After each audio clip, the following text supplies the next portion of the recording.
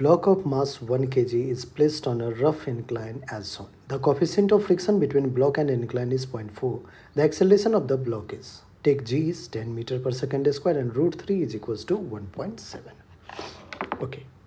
बच्चों में acceleration find out करना है, डायनामिक्स का इक्वेशन यूज़ करना होगा। आइए सबसे पहले अगर अपन फ्री बॉडी डायग्राम देखें तो इस ब्लॉक पे mg एक वर्टिकली डाउनवर्ड फोर्स लगेगा। उस mg का दो कंपोनेंट होगा, एक along the incline that is mg sine theta और एक ये perpendicular to the incline that is mg cos theta. ठीक है बच्चों, एक नॉर्मल रिएक्शन फोर्स भी लगेगा। अब अगर सरफेस हमारा फ्रिक्शन के साथ है, अगर फ्रिक्शनल सरफेस है, रफ सरफेस है, तो क्या इस पे इस डायरेक्शन में जो इसका रिलेटिव मोशन होगा उसके अपोजिट डायरेक्शन में क्या होगा, टेंडेंसी मोशन का किधर है, इधर। और इनफैक्ट टेंडेंसी क्या, एक्सेलरेशन ए ही इस डायरेक्शन में है, तो फ्रिक्शनल फोर्स जो लगेगा वो इस डायरेक्शन में लगेगा। ठीक है बच्चों, फ्री बॉडी डायग्राम तैयार हो चुका है हमारा। Now apply dynamics equation. अब अपन क्या कर रहे हैं, डायनामिक्स इक्वेशन अप्लाई कर रहे हैं। एक्सेलरेशन के डायरेक्शन में जो फोर्स लग रहा है वो है mg साइन थीटा। क्या उसके अपोजिट डायरेक्शन में फ्रिक्शन फोर्स लग रहा है, तो mg sine theta minus friction force f। क्या और कोई फोर्स अलोंग द इंक्लाइन लग रहा है, नहीं लग रहा है, is equals to mass m into acceleration a. तो जिस डायरेक्शन में एक्सेलरेशन है बच्चों उसी डायरेक्शन में हमने क्या किया है, डायनामिक्स का इक्वेशन लिखा है, that is along the rough surface लिखा है, अलोंग द इंक्लाइन सरफेस। अब देखिए एक और चीज़ें, यहाँ से आप नॉर्मल रिएक्शन किसको बैलेंस कर रहा होगा, तो नॉर्मल रिएक्शन n जो होगा वो mg कॉस थीटा के इक्वल होगा। ठीक है बच्चों, अब फ्रिक्शनल फोर्स F क्या होगा, तो फ्रिक्शनल फोर्स F हो जाता है mu into N, that is mu into N की जगह लिखेंगे mg कॉस थीटा। लीजिए फ्रिक्शनल फोर्स भी पता चल चुका है। ठीक है, तो अब बच्चों हमें तो चाहिए क्या चीज़, एक्सेलरेशन। तो आपके पास ये तीन इक्वेशन जो है वन बाय वन हमने तैयार कर लिया है। आइए इसको मैं इक्वेशन 1 कहता हूँ। इक्वेशन 1 से देखते हैं अपन क्या सब मिलता है। From equation 1 mg sine theta minus friction force F। अब फ्रिक्शन फोर्स को मैं क्या लिखूँ, mu mg cos theta is equals to mass m into acceleration A. Mass m cancel out हो गया। g इंटू साइन 30, थीटा कितना है बच्चों, 30 डिग्री है, माइनस का mu g into cos 30 is equals to acceleration a. आइए सारा value put कर देते हैं। g को कहा है 10 लेने, 10 साइन 30 1/2, माइनस का म्यू कितना है बच्चों, तो म्यू गिवन है 0.4 g 10 cos 30 root 3/2 is equals to acceleration a. 2 1 जा 2 5 जा, यहाँ 5 आ गया, माइनस का पॉइंट हटाएंगे बच्चों 10 आएगा, 10 ने 10 को कैंसिल किया, 2 1 जा 2 2 जा 2 root 3 which is equals to a. तो बच्चों सॉल्व करोगे आप इसको तो ए आ जाएगा 1.6 मीटर पर सेकेंड स्क्वायर। यहाँ से एक्सेलरेशन ए कितना आ रहा है, 1.6 मीटर पर सेकेंड स्क्वायर, जो कि बच्चों ऑप्शन नंबर बी है, और बी ही हमारा क्या है, बिल्कुल करेक्ट आंसर है। ठीक है बच्चों, तो सिंपल प्रॉब्लम था। इसमें आपको सबसे पहले फ्री बॉडी डायग्राम ड्रॉ करना है, फिर डायनामिक्स का इक्वेशन लिख लेना है। ठीक, what acceleration must the cart in the figure have so that the block A will not fall. Mu is coefficient of friction between cart and the block. बच्चों कह रहा है कि इस कार्ट का क्या है, लेट्स से कि एक्सेलरेशन ए है, कार्ट का एक्सेलरेशन ए है, और अगर ये ब्लॉक फॉल नहीं करेगा, ब्लॉक ए अगर फॉल नहीं करेगा बच्चों, तो ए में अगर मैं ए ब्लॉक के बारे में बात करूं तो इस ब्लॉक ए का जो एक्सेलरेशन है वो भी क्या होगा, ए ही होगा। ठीक, क्या इस पे एक फोर्स mg लगेगा, let's say mass of block is m, तो mg फोर्स लगेगा, तो इसकी टेंडेंसी जो होगी मूवमेंट की वो डाउनवर्ड डायरेक्शन में होने लगेगा। तो क्या फ्रिक्शन फोर्स जो है वो ऊपर की तरफ लगेगा। ठीक है, तो फ्रिक्शन फोर्स किधर एक्ट करेगा बच्चों, ऊपर की तरफ फ्रिक्शन फोर्स एक्ट करेगा। तो आप यहाँ पे ड्रॉ कर दो पहले तो फ्री बॉडी डायग्राम कि फ्रिक्शन फोर्स रिलेटिव मोशन के अपोजिट डायरेक्शन में लग रहा है, तो इसका मूवमेंट टेंडेंसी मूवमेंट का किधर है, नीचे की तरफ mg फोर्स लग रहा है ना, तो नीचे मूवमेंट की टेंडेंसी होगी, फ्रिक्शन फोर्स ऊपर लगेगा। ठीक, अब देखिए ये वर्टिकल डायरेक्शन में तो फोर्स हमने ड्रॉ कर लिया है। अब एक बार हॉरिजॉन्टल में देखते हैं। इस वाले, ध्यान समझिएगा, इस वाले कार्ट से कांटेक्ट बना रहा है, तो क्या ये कार्ट जो है इस पर एक नॉर्मल रिएक्शन फोर्स लगाएगा, तो इस पर इस डायरेक्शन में एक नॉर्मल रिएक्शन फोर्स होगा बच्चों। एक्सेलरेशन ए का किधर होगा, लेफ्ट वर्ड में, क्योंकि हमने कार्ट का एक्सेलरेशन लेफ्ट वर्ड में ले लिया है। क्या और कोई फोर्स एक्सर्ट कर रहा है? नहीं। अब कह रहा है कि so that the block A will not fall. Block अगर ए नहीं फॉल कर रहा है, इसका मतलब कार्ट और ब्लॉक दोनों एक कांस्टेंट एक्सेलरेशन से जा रहा है। मतलब बच्चों आप ये भी कह सकते हैं कि जितना फ्रिक्शन फोर्स होगा उतना ही mg होगा। बैलेंस कर लिया एक दूसरे को, ठीक है। अब फ्रिक्शन फोर्स होगा क्या? Mu into N is equals to mg। Normal mu तो म्यू है, एन क्या है? Normal reaction. अब बच्चों अगर हॉरिजॉन्टल डायरेक्शन में आप देखें तो आप यहाँ से कह सकते हो कि sir normal force N is equals to mass M into acceleration A. Dynamics equation होगा, ठीक है। इसका एक्सेलरेशन हॉरिजॉन्टल डायरेक्शन में है तो एन इज इक्वल्स टू क्या होगा? M A. तो हमें क्या करना है? म्यू एन की जगह एम ए लिख लेना है, which is equals to M g. Mass ने मास को कैंसिल आउट किया। एक्सेलरेशन आ रहा है बच्चों g upon mu.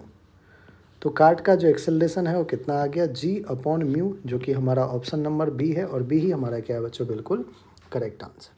A block of mass 1 kg just remains in equilibrium with the vertical wall of a car accelerating uniformly with 20 metre पर second square as shown. The coefficient of friction between the block and the wall is।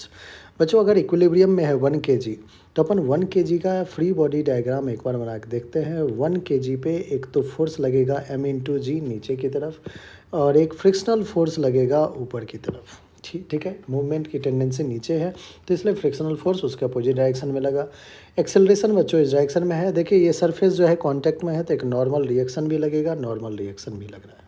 बच्चों अगर equilibrium में है, for equilibrium we can say that जो normal reaction होगा वो mass into acceleration ए के equal हो जाएगा, ठीक है। Normal reaction is equals to mass कितना है? 1 kg। एक्सेलरेशन ए है given 20, that is normal reaction 20 newton आ गया।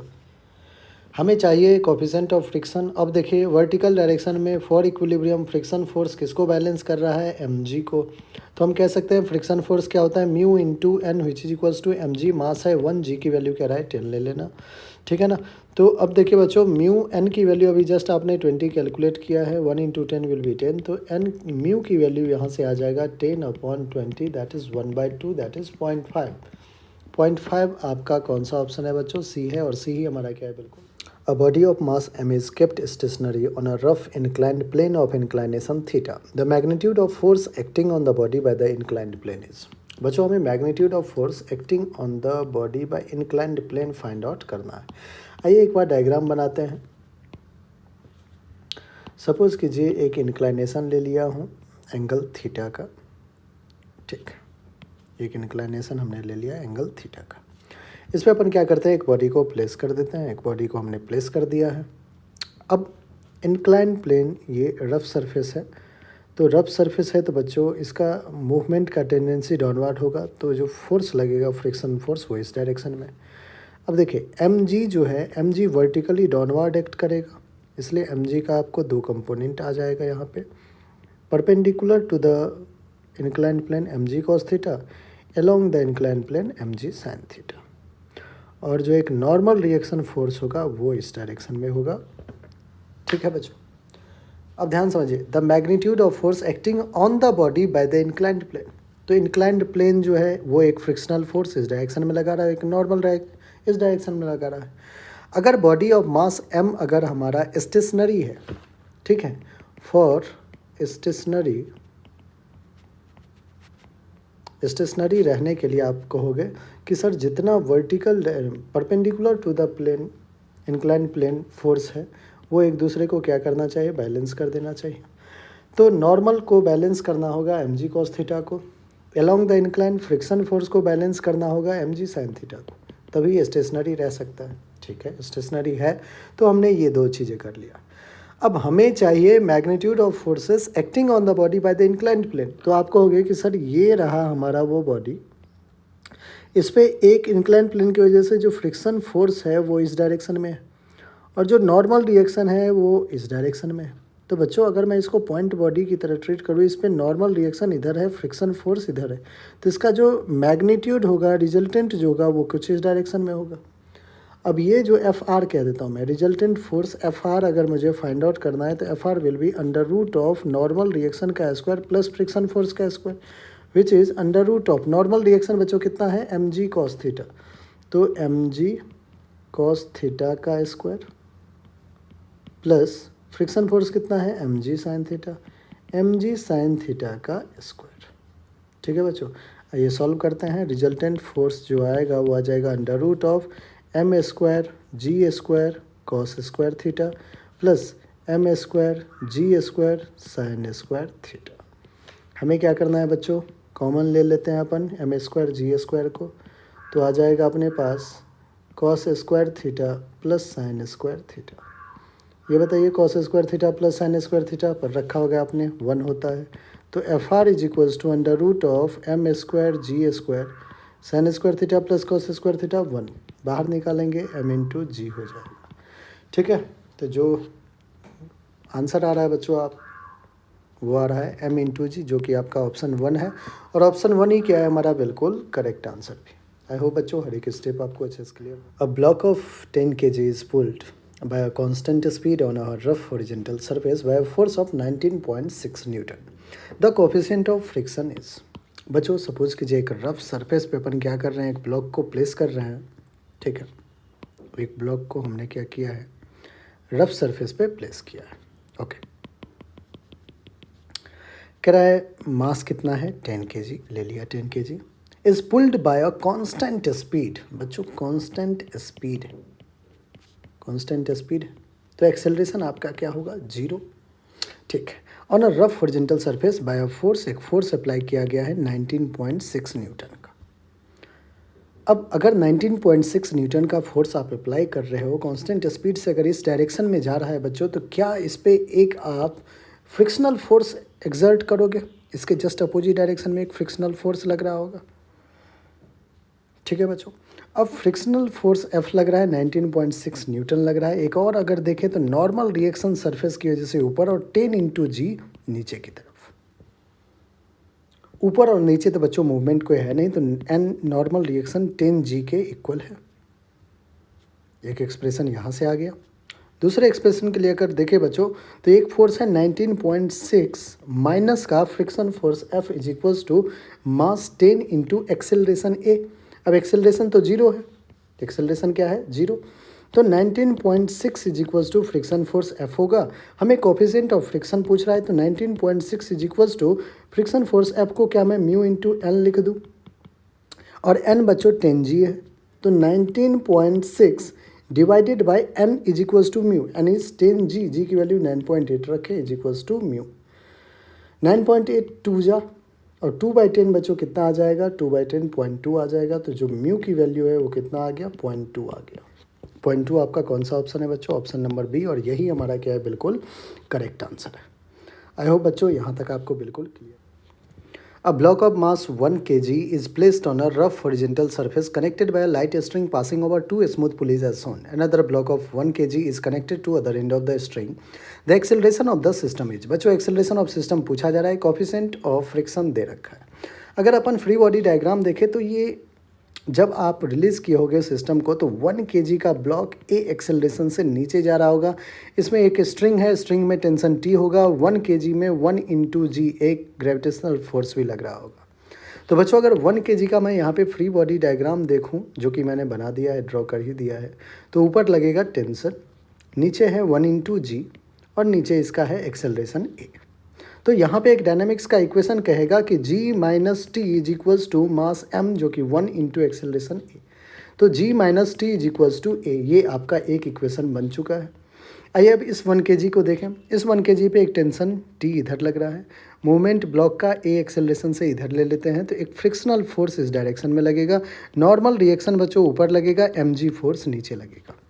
ठीक है, इस 1 kg का भी फ्री बॉडी डायग्राम लिख लेते हैं, फिर अपन डायनामिक्स इक्वेशन लिख लेंगे। टेंशन टी इस डायरेक्शन में, फ्रिक्शन फोर्स इस डायरेक्शन में, नॉर्मल रिएक्शन ऊपर की तरफ, और mg फोर्स नीचे की तरफ। बच्चों वर्टिकल डायरेक्शन में कोई मोशन नहीं है तो अपन लिख सकते हैं, कोई एक्सेलरेशन नहीं है तो आप लिख सकते हैं कि जितना नॉर्मल रिएक्शन उतना ही mg। मास कितना है 1 into g is equals to g, तो नॉर्मल रिएक्शन आ चुका है। अब आइए एक्सेलरेशन का डायरेक्शन आपने ए ऐसे लिया है, तो इस डायरेक्शन में जो फोर्स लग रहा है हॉरिजॉन्टल डायरेक्शन में वो है tension, tension T minus friction force, minus क्यों, अपोजिट डायरेक्शन में फोर्स है, is equals to mass 1 into acceleration will be a. बच्चों डायनामिक्स इक्वेशन लिख लिया हमने। टी माइनस फ्रिक्शन फोर्स को मैं म्यू इंटू एन लिखूंगा, विच इज इक्वल्स टू ए। ठीक है, अब इसी को मैं लिख देता हूँ टी माइनस म्यू कितना है बच्चों 0.2 इंटू एन, एन की वैल्यू कितना है जी है, एन की वैल्यू कितना है बच्चों जी है, इज इक्वल्स टू ए। ये रहा आपका equation number 2। From equation 1 and 2 हमें बच्चों एक्सेलरेशन की वैल्यू चाहिए, टेंशन नहीं चाहिए। तो from equation 1 and 2 we can see that यहाँ पे देखिए प्लस टी है और यहाँ पे माइनस टी है, तो ऐड कर दीजिए। तो एडिंग इक्वेशंस 1 एंड 2 क्या है जी माइनस टी, यहाँ प्लस का टी माइनस का 0.2 g is equals to a plus a will be 2a। RHS भी हो गया, minus T plus T cancel, g minus 0.2 g that is 0.8 g, 0.8 g is equals to 2a। बच्चों acceleration a आ जाएगा 0.8 g divided by 2 and 0.8 g divided by 2 is 0.4 जी।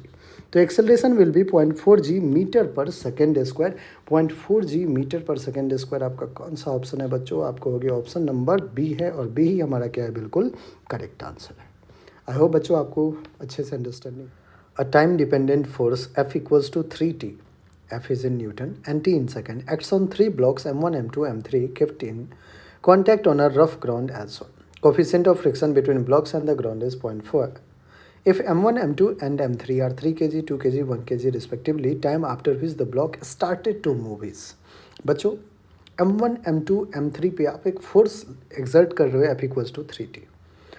अगर M1, M2, M3 को move करवाना है, स्टार्ट टू मूव अगर करवाना है, तो जो इनका लिमिटिंग फ्रिक्शनल फोर्स होगा, या फिर जिसको अपन कहते हैं maximum value of static frictional force, उससे ज़्यादा या इक्वल होना चाहिए अप्लाइड फोर्स। मतलब F जो है F should be greater than या equal to the limiting frictional force, या फिर maximum value of static limiting frictional force is also known as maximum value of static frictional force. तो F should be greater than equals to F limiting. ठीक है, अब F limiting क्या होगा उसके लिए आइए M1, M2, M3 को मैं एक सिस्टम बना लेता हूँ। M1 कितना है 3, 2, 1 दैट इज 6 kg। ठीक है 6 kg है। क्या इस पे एक नॉर्मल रिएक्शन ऊपर की तरफ लगेगा, 6 इंटू जी एक फोर्स नीचे लगेगा। अब ब्लॉक किधर मूव कर रहा है, ब्लॉक को आप इस डायरेक्शन में मूव करवाना चाह रहे हैं, तो फ्रिक्शनल फोर्स इस डायरेक्शन में लगेगा। फ्रिक्शनल फोर्स किस डायरेक्शन में लगेगा, लेफ्ट डायरेक्शन में। अब ये जो फ्रिक्शनल फोर्स होगा जिसको लिमिटिंग फ्रिक्शन अपन कह रहे हैं बच्चों, limiting frictional force is mu into N.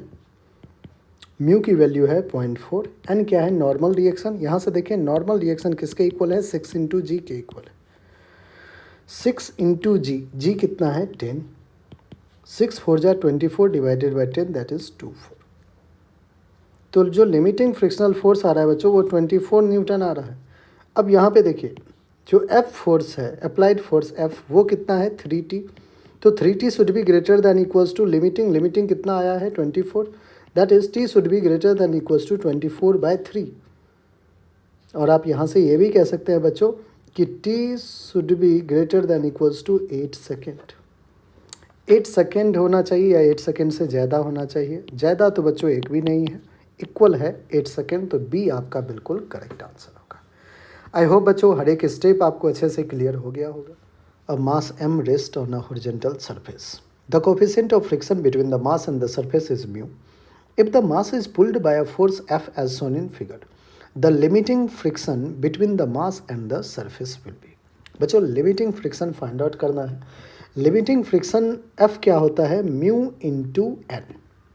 ठीक है, F क्या होगा, mu into N, where mu is coefficient of static friction जो कि दे रखा है म्यू।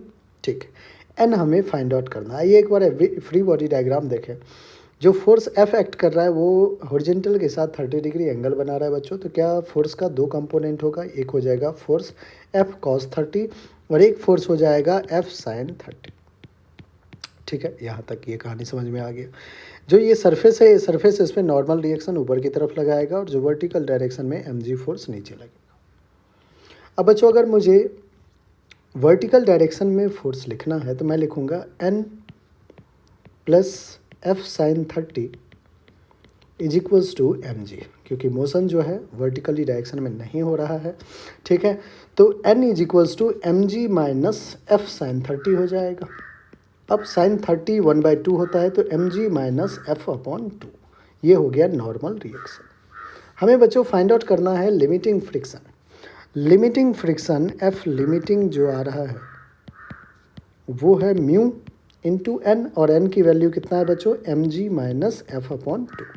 तो एक बार एक्सप्रेशन चेक कीजिए, mu M G minus F by 2 आपको सी ऑप्शन दिख रहा है, और सी ही हमारा क्या है, बिल्कुल। A block of mass 2 kg is resting over another block of mass 6 kg. 2 kg block is connected to one end of a string fixed to a vertical wall as shown. If the coefficient of friction between the blocks is 0.4, the force required to pull out the 6 kg block with an acceleration of 1.5 meter per second square will be. बच्चों अगर अपन देखें 6 kg block का free body diagram और फिर 2 kg block का, तो 6 kg का ये ब्लॉक है, इस पर F फोर्स लगाया गया है। कह रहा है कि the force required to pull out the 6 kg block with an acceleration, acceleration भी दे रखा है कितना, 1.5 मीटर पर सेकेंड स्क्वायर। फोर्स F का वैल्यू कितना होना चाहिए कि जो 6 kg का ब्लॉक है उसको आप 1.5 मीटर पर सेकेंड स्क्वायर एक्सेलरेशन से पुल कर रहे हो, प्लॉट कर रहे हो, ठीक है, बहुत बढ़िया। अब और कौन सा फोर्स है बच्चों, तो नॉर्मल रिएक्शन इस पे 6 kg के ब्लॉक पे ड्यू टू ग्राउंड, इसको अगर मैं, ये सरफेस है, इसको N1 कर देता हूँ, और इस 6 kg पे एक N normal reaction due to 2 kg भी लगेगा। Normal reaction due to 2 kg को मैं N2 कह देता हूँ। 6 kg के ब्लॉक पे ग्रेविटेशनल फोर्स 6G भी नीचे लगेगा। बच्चों कह रहा है कि दोनों सरफेस के बीच में क्या है, फ्रिक्शन है। तो अगर इसको आप एक्सेलरेट कर रहे हो तो इस पे इस डायरेक्शन में क्या होगा, एक फ्रिक्शन फोर्स भी लगेगा, तो इस डायरेक्शन में एक फ्रिक्शनल फोर्स F भी लगेगा। ये 6 kg बॉडी का FBD है। आइए 2 kg बॉडी का FBD देखते हैं। 2 kg बॉडी पे एक 2G फोर्स नीचे लगेगा। 6 kg के ब्लॉक ने 2 kg के ब्लॉक पे, जैसे आपने N2 लिखा है, N2 क्या है, normal reaction due to 2 kg block on 6 kg block, तो क्या हर एक्शन का एक रिएक्शन भी होगा, तो क्या ऊपर की तरफ N2 इस पे भी लगेगा, बिल्कुल लगेगा। This N2 is normal reaction on 2 kg block due to 6 kg block. इस पर एक टेंशन फोर्स इधर लगेगा, स्ट्रिंग से कनेक्टेड है, T इधर लगेगा। बच्चों फ्रिक्शन की भी बात कर लें, अगर आपने 6 kg के ब्लॉक पे इस डायरेक्शन में लगा रखा है, तो 2 kg के ब्लॉक का मूवमेंट तो इधर होगा, टेंशन इधर कनेक्टेड है, तो इस पर फ्रिक्शन फोर्स क्या होगा, इस डायरेक्शन में। ओवरऑल आपने सारे जितने भी फ्री बॉडी डायग्राम में जो भी फोर्स एक्सर्ट कर रहा है वो आपने ड्रॉ कर लिया है। आइए बच्चों 2 kg को अगर अपन देखें तो N2 क्या हो जाएगा, 2 इंटू जी। N2 क्या हो जाएगा, 2 इंटू जी। अब हमें तो F फोर्स चाहिए। 6 kg के ब्लॉक पे डायनामिक्स का इक्वेशन कहता है F minus F is equals to mass that is 6 into acceleration that is A। बच्चों एक्सेलरेशन पता है 1.5 पुट कर दिया हमने, F हमें फाइंड आउट करना है, माइनस फ्रिक्शन फोर्स F क्या होता है, mu into N, mu into N. अब यहाँ से देखिए N जो है नॉर्मल रिएक्शन, N जो है नॉर्मल रिएक्शन वो इस ये सरफेस में फ्रिक्शन था ना, तो ये वाला नॉर्मल रिएक्शन फोर्स कितना है, 2G है, ठीक है। दोनों ब्लॉक के बीच में जो नॉर्मल रिएक्शन है वो कितना है बच्चों, 2G है। म्यू की वैल्यू कितना दे रखा है, 0.4, और नॉर्मल रिएक्शन क्या होगा, 2 into G which is equals to 1.5 into 6, 9 हो जाएगा। F minus 0.4 into 2 into G कितना है, 10 इज इक्वल्स टू 9। पॉइंट हटाएंगे बच्चों, 10 आएगा, 10 ने 10 को कैंसिल किया, 4 2 जा 8। F minus 8 is equals to 9, that is F will be 9 plus 8 17 newton. Force कितना आ गया, 17 न्यूटन। एक बार ऑप्शन देखिए 17 न्यूटन कौन सा है, हमारा A ऑप्शन है, और A ही हमारा क्या है बच्चों, बिल्कुल करेक्ट ऑप्शन है। आई होप हर एक स्टेप आपको अच्छे समझ में आ गया है, ठीक है बच्चों। What is the maximum value of the force F such that the block shown in arrangement does not move? बच्चों अगर ब्लॉक को मूव नहीं करने देना है तो जो फ्रिक्शनल फोर्स होगा, limiting value of frictional force that is maximum value of static friction force, वो जो अप्लाइड फोर्स है उससे ज़्यादा या फिर इक्वल होना चाहिए, ठीक है। अब देखते हैं एक बार, जो बॉडी है हमारा √3 kg का, इस पे देखते हैं कौन कौन से फोर्स एक्सर्ट कर रहा है। सबसे पहले ग्रेविटेशनल फोर्स √3 इंटू जी लग रहा है, ठीक है, बहुत बढ़िया। अब देखिए क्या सरफेस एक नॉर्मल रिएक्शन ऊपर लगाएगा, लगा दिया। जो एफ फोर्स अप्लाई किए हो बच्चों, आप यहाँ पे मैं कंपोनेंट ड्रॉ कर दे रहा हूँ, यहाँ पे मैं फाइनल आंसर। ये जो एफ फोर्स आपने ड्रॉ कर रखा है उसका लाइन ऑफ एक्शन कुछ ये है, ये 60 डिग्री है, तो क्या ये भी 60 डिग्री होगा? ध्यान समझिएगा बच्चों। क्या इफ़ इस एफ का दो कंपोनेंट आपको दिख रहा है, एक ये हो जाएगा एफ साइन 60 और ये जो कंपोनेंट है ये हो जाएगा एफ कॉस 60। बच्चों यहाँ पे अब मैं ड्रॉ कर दे रहा हूँ। अप्लाइड फोर्स का जो हॉरिजॉन्टल डायरेक्शन में फोर्स लग रहा है वो है एफ कॉस 60 डिग्री और जो वर्टिकल डायरेक्शन में है वो है एफ साइन 60 डिग्री। लीजिए फोर्स के भी दोनों कंपोनेंट डाल दी। अब फ्रिक्शन फोर्स की बारी है। मूवमेंट की टेंडेंसी ऑफ कोर्स इस डायरेक्शन में होगा, तो बच्चों फ्रिक्शनल फोर्स किस डायरेक्शन में लगाएंगे? जो लिमिटिंग फ्रिक्शन फोर्स है वो मैं इस डायरेक्शन में, या फिर स्टैटिक फ्रिक्शनल फोर्स का जो डायरेक्शन है वो इस डायरेक्शन में है। ठीक है, अब क्या करना है? Does not move. अगर मूव नहीं करेगा, जो फ्रिक्शन फोर्स एफ लिखे हो बच्चों वो एफ कॉस 60 के इक्वल होना चाहिए या फिर बड़ा होना चाहिए। अभी अपन इक्वल पे कर लेते हैं, इक्वालिटी देख लेते हैं। फ्रिक्शन फोर्स एफ क्या होता है? Mu into N. Mu into N should be F cos 60, जैसे साइन 30 1/2 वैसे ही कॉस 60 भी 1/2, दैट इज एफ अपॉन 2। ठीक है बच्चों, अब म्यू तो गिवन है 1/2√3। एन देखते हैं एन कहाँ से लाया जाए। एन के लिए बच्चों इस एफ बी डी को आप देखें तो वर्टिकल डायरेक्शन में नॉर्मल रिएक्शन लग रहा है ऊपर, और नीचे लग रहा है एफ साइन 60 प्लस का √3g। बच्चों ऊपर और नीचे कोई मूवमेंट नहीं है तो दोनों फोर्स एक दूसरे को बैलेंस करेगा।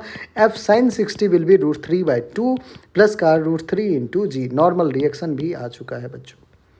क्या इस नॉर्मल रिएक्शन को यहाँ पे पुट करना चाहिए? म्यू की वैल्यू है 1/2√3। नॉर्मल रिएक्शन है बच्चों √3f/2 प्लस का √3g which is equals to f/2।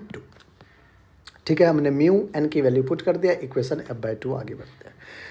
Open कीजिए बच्चों, √3 कैंसिल, 2 2 जा 4 दैट इज f/4 प्लस का √3 cancel, g/2 is equals to f/2। क्या बच्चों हमें f/4 को उस साइड भेज देना चाहिए, तो g/2 will be f/2 minus f/4। 2 और 4 का एलसीएम बच्चों 4 हो जाएगा, 2 से 2 जा 2f माइनस का f। g/2 is equals to 2f minus f that is f/4। 2 1 जा 2 2 जा f। बच्चों कितना आ रहा है? 2 इंटू जी। अब g की वैल्यू 10 ले लेते हैं अपन, तो 2 इंटू 10 विल बी 20 न्यूटन। तो जो अप्लाइड फोर्स होना चाहिए वो 20 न्यूटन होना चाहिए, जो कि कौन सा है बच्चों? हमारा option 20 Newton will be option A, और ऑप्शन ए ही हमारा क्या है? बिल्कुल करेक्ट आंसर है। आई होप बच्चों आपको हर एक स्टेप अच्छे से समझ में